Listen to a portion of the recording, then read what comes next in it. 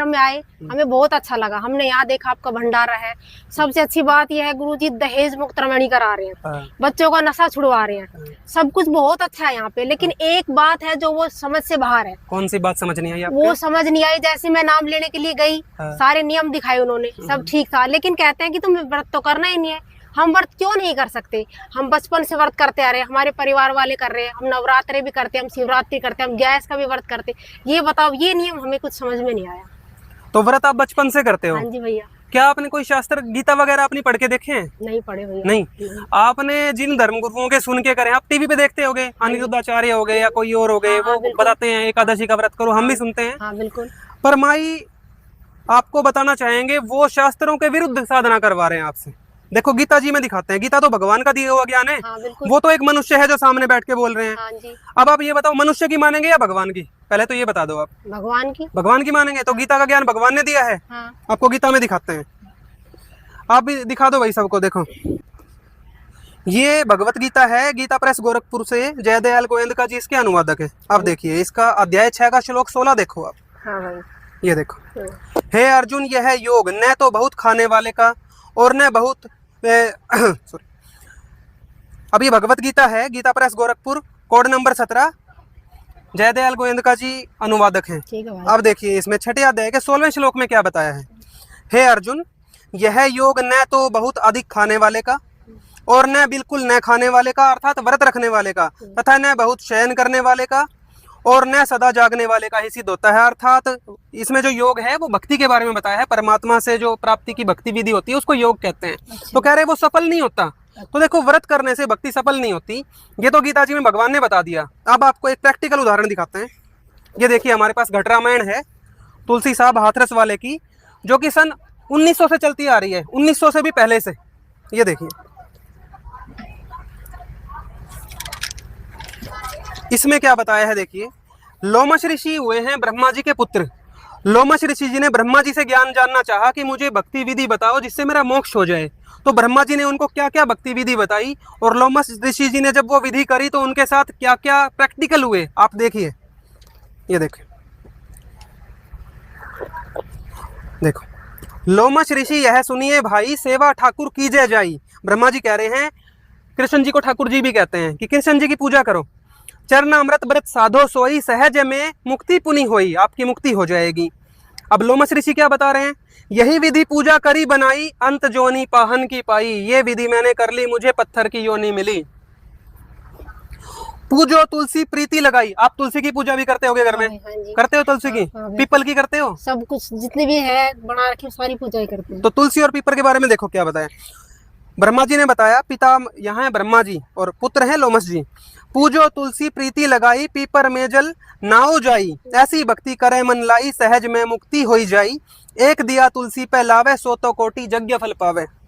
अब देखो लोमश ऋषि क्या बताते हैं, सहन 3 तुलसी को पूजा। अरे बहुत करी तुलसी की पूजा, वृक्ष जोनी पाही यही बूझा। वृक्ष की योनि मिली, मोक्ष नहीं हुआ, मुक्ति नहीं हुई, मनुष्य की योनि भी नहीं मिली। ये देखो पीपर पूजा बरस हजारों वर्षों तक पीपल की पूजा करी ताकि विधि बाखों निर्वारा। लोमश ऋषि जी की उम्र सबसे बड़ी है पृथ्वी पे। ये देखो उनका ज्ञान। कान खजूरा देही पाई बार बार भौ में भरमाई, कान खजूरे की देही पाकर बार बार जन्म लिया। देखो कितनी दुर्गति हुई है ये सब क्रिया करने के बाद। आगे देखिए आप। अब ब्रह्मा जी बताते हैं, एकादशी करो तुम जाइए। आप कह रहे थे मैं ग्यास का एकादशी का व्रत करती हूँ। ये हमारे गुरु लोग जो नकली बने बैठे हैं ये भी बताते हैं एकादशी का व्रत तो जरूर करना चाहिए, कृष्ण जी खुश होते हैं, करना चाहिए। ये देखो एकादशी करो तुम जाई तासे मुक्ति सहज में पाई। ब्रह्मा जी ने बता दिया। अब लोमश ऋषि बताएंगे, सहस बरस एकादशी कीन्हा अंत जन्म माखी को लीना, मक्खी का जन्म मिला। अब आप देखिए क्या फल मिल रहा है इस चीज से। ऐसे व्रत कीन बहु तेरा ताका सुनो बर्तंत निबेरा, प्रथम एतवार को कीन्हा इतवार का व्रत किया तासे जन्म चील को लीना, चील बने। मंगल बहुविधि का व्रत रहाई तासे जन्म सुअर को पाई। मंगलवार के व्रत रख के इनको सुअर का जन्म मिला। मैं भी पहले मंगलवार के व्रत करता था जब तक मुझे ज्ञान नहीं था संत रामपाल जी महाराज जी का आदि सनातन धर्म का और अपने पवित्र सदग्रंथों का ज्ञान नहीं था, तब तक मैं भी करता था मंगलवार के व्रत। और देखो उसका फल क्या बताया है, तासे जन्म सुअर को पाई, सुअर का जन्म मिला। और पुनि व्रत तीज को कीन्हा कुकर जन्म ताही से लीना, तीज से कुत्ते का जन्म मिलता है। अब आप व्रत तो बहुत सारे करते हो, अब आपको उसका फल भी पता होना चाहिए। आप अपने बच्चे का एडमिशन करवाते हो स्कूल में, कॉलेज में, आपको पता है ये वाला कोर्स करके ये पोस्ट मिलेगी, व्रत का भी आपको पता होना चाहिए। इसलिए आपको आज ये दिखा रहे हैं, आप अपनी आंखों से देख लो कि आप जो भी क्रिया कर रहे हैं उससे क्या आपको फल मिलने वाला है। इससे कुत्ते का जन्म मिला, कुकर मतलब कुत्ता। और परदोष नेम से कीन्हा, परदोष का जो करते हैं व्रत, खर को जन्म ताही से लीना, गधे का जन्म मिला। बिति पात विधि से विधि कीन्हा, जन्म जाई बंदर को लीना। बिति पात से बंदर।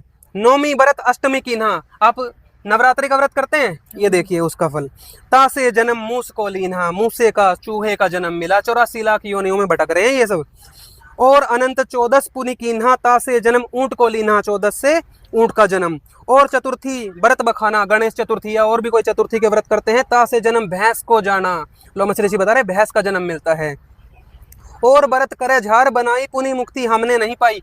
लोमश ऋषि सिर्फ ये ज्ञान नहीं बता रहे, वो अपने साथ बीता हुआ प्रैक्टिकल बता रहे, कैसे मैं 84 लाख योनियों में भटक रहा हूँ। ये देखिए, अब ब्रह्मा जी बताते हैं, पुण्य गऊ का सबसे भारी, या से मुक्ति होई विचारी। कह रहे गऊ दान करो उससे मुक्ति हो जाएगी।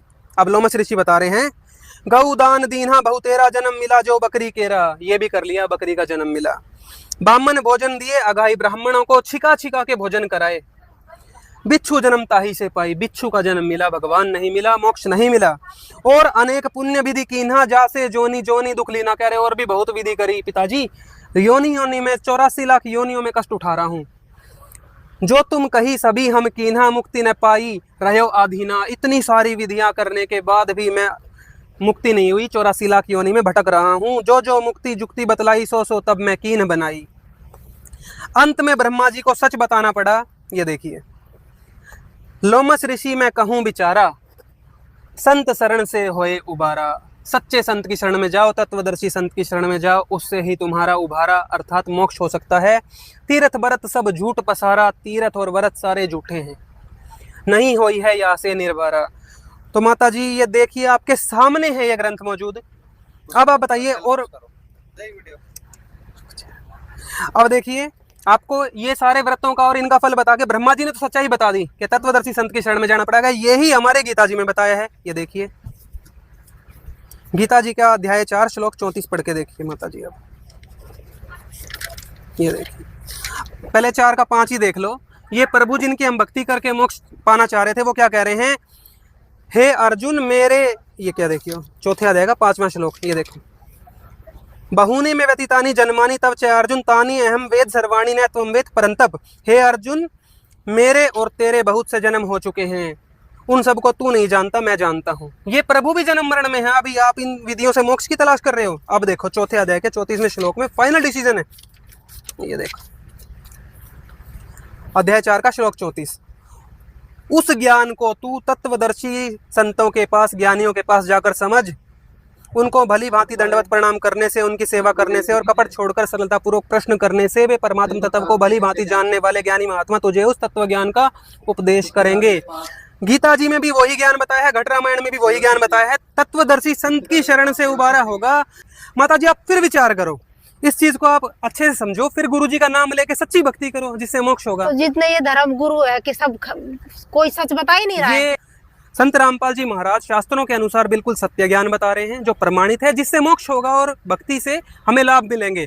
और जो अनिरुद्ध आचार्य हैं या और कोई हैं जो आपको कथा करके बता देते हैं और फिर आपको व्रत करने के लिए कहते हैं या कोई भी शास्त्र विधि विरुद्ध क्रिया करने के लिए कहते हैं, वो आपके दुश्मन हैं, आप ये समझ के चलो, क्योंकि आपको मोक्ष नहीं करवाना चाहते। वो तो आपको 84 लाख योनि में धकेल रहे हैं, तो खुद भी तो वही कर रहे हो, तो वो भी जाएंगे। भगवान के जो विधान है वो सब पे लागू होते हैं।